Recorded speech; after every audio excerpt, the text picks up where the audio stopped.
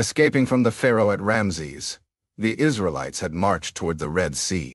There, the waters parted at Allah's command, and they walked across on dry land.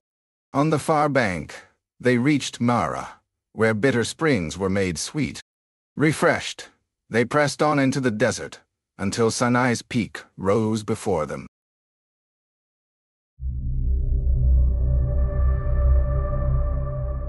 Quran 7:142. We appointed for Moses 30 nights, then added another 10, completing his Lord's term of 40 nights.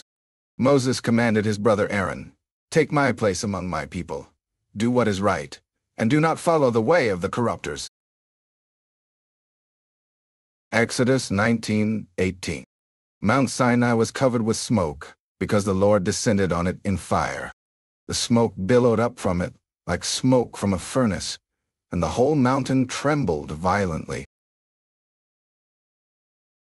Moses reaches the top of Mount Sinai. In Surah Taha 20:83-85, it is said, Allah asked, "Why have you come with such haste ahead of your people, O Moses?" He replied, "They are close on my tracks, and I have hastened to you, my Lord, so you will be pleased." Allah responded, "We have indeed tested your people in your absence, and the Samiri has led them astray." Ibn Kathir notes that this event was a significant trial for the Israelites, highlighting the challenges of maintaining faith and obedience in the absence of prophetic guidance.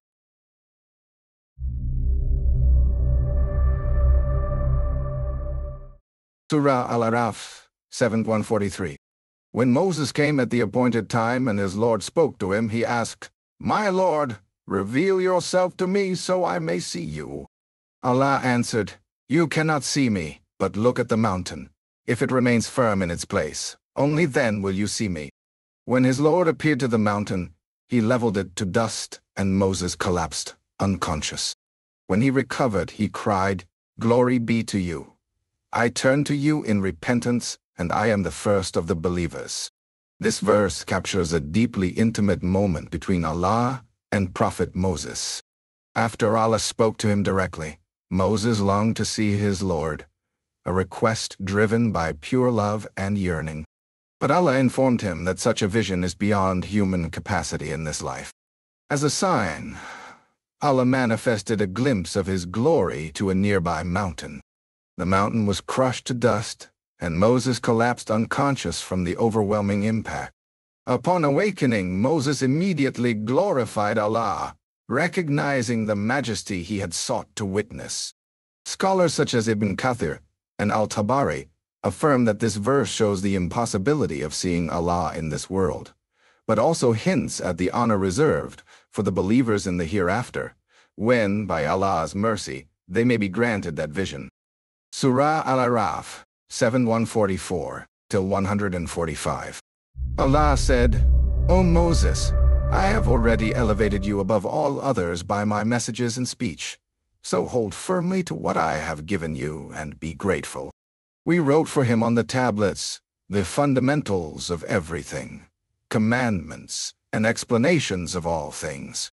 We commanded, "Hold to this firmly, and ask your people to take the best of it. I will soon show all of you the home of the rebellious." Ibn Kathir notes that Allah affirms his selection of Musa above others through his messages and direct speech. This distinction underscores Musa's unique status among the prophets, as he was granted the honor of direct communication with Allah. Al-Tabari emphasizes that this elevation is a call for Musa to remain steadfast and grateful for this divine favor. These tablets contain comprehensive directives for the Israelites, encompassing commandments and moral teachings. Surah Al-Araf 7:146. I will turn away from my signs those who act unjustly with arrogance in the land. And even if they were to see every sign, they still would not believe in them. If they see the right path, they will not take it. But if they see a crooked path, they will follow it. This is because they denied our signs and were heedless of them. Ibn Kathir interprets this as a warning that persistent arrogance and denial can lead to a state where individuals are deprived of understanding and accepting divine guidance.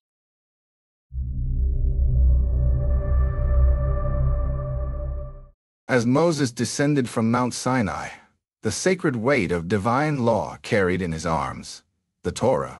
But then he stopped. From the heart of the Israelite camp, strange music echoed. A gathering, large, loud, not of prayer but of frenzy. He descended further. The smoke thickened.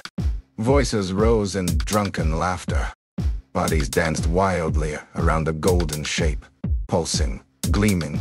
There it stood, the golden calf, born not from faith, but melted ornaments and misplaced devotion. The calf made a mooing sound. Moses stood still, eyes burning with fury, heart broken by betrayal.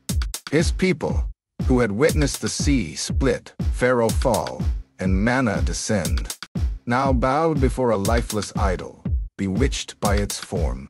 And in their intoxicated minds, they saw more than gold. They imagined power. They imagined divinity. In Al-Araf 7:150, it is said, when Moses returned to his people, furious and sorrowful, he said, "What an evil thing you committed in my absence. Did you want to hasten your Lord's torment?" Then he threw down the tablets and grabbed his brother by the hair, dragging him closer. Aaron pleaded, "O son of my mother, the people overpowered me and were about to kill me.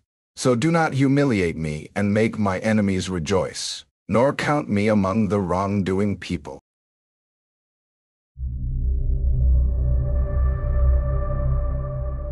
In Surah Al-Baqarah 254, it is said, "And remember when Moses said to his people, 'O my people, surely you have wronged yourselves by worshipping the calf. So turn in repentance to your Creator and execute the calf worshippers among you.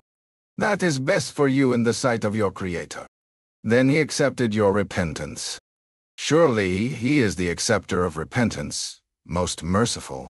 According to Ibn Kathir, the children of Israel were commanded to kill the guilty ones among themselves as a form of repentance for the grave sin of calf worship. This was a specific command for a specific situation, and not a general prescription.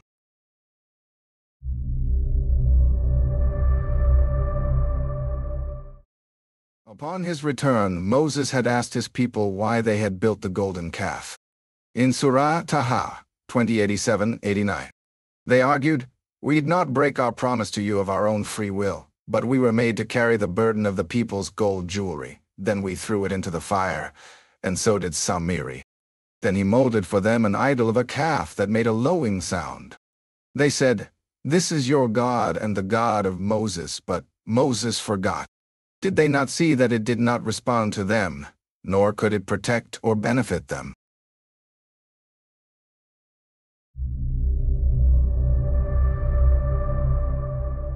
In Surah Taha 20:95-97, Moses then asked, "What did you think you were doing, O Samiri?" He said, "I saw what they did not see.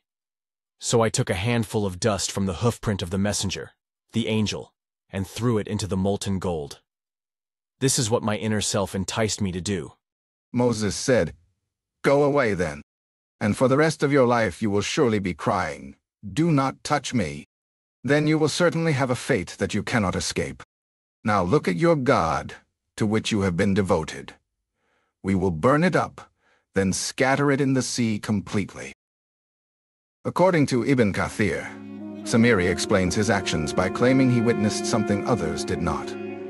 The angel Jibril, during the drowning of Pharaoh in the sea, he took a handful of dust from the hoofprint of Jibril's horse and cast it into the molten ornaments, leading to the golden calf being able to emit a lowing sound.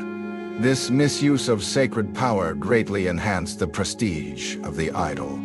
This narrative underscores the dangers of misguidance and the importance of steadfast faith. The seduction of the nafs, or lower self, is a representation of unchecked desire and pride. Even a hint of supernatural proof can fuel colossal misguidance if one's heart is not anchored in genuine faith. When signs, whether emotional experiences, wondrous events, or charismatic leaders, become ends in themselves rather than pointers to God, they lead only to self-deception. And yet, even the gravest mistakes can be rectified by turning back to God with genuine repentance and reform.